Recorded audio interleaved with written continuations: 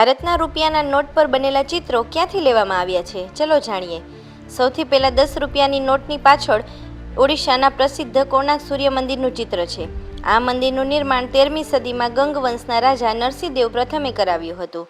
ત્યારબાદ 20 રૂપિયાના નોટની પાછળ મહારાષ્ટ્રની એલોરા ગુફાઓનું ચિત્ર છે. આ ગુફાઓ લગભગ 8મી સદીમાં રાષ્ટ્રકૂટ વંશના રાજા કૃષ્ણ પ્રથમે બનાવડાવી હતી. ત્યારબાદ 50 રૂપિયાના નોટની પાછળ કર્ણાટકના હમ્પીના રથનું ચિત્ર છે.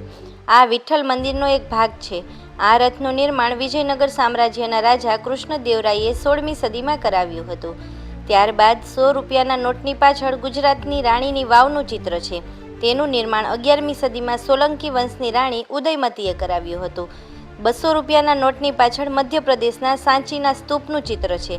આ સ્તૂપનું નિર્માણ મૌર્ય સમ્રાટ અશોકે ઈસવીસન પૂર્વે 13મી સદીમાં કરાવ્યું હતું અને ત્યારબાદ 500 રૂપિયાના નોટની પાછળ દિલ્હીના લાલ કિલ્લાનું ચિત્ર છે.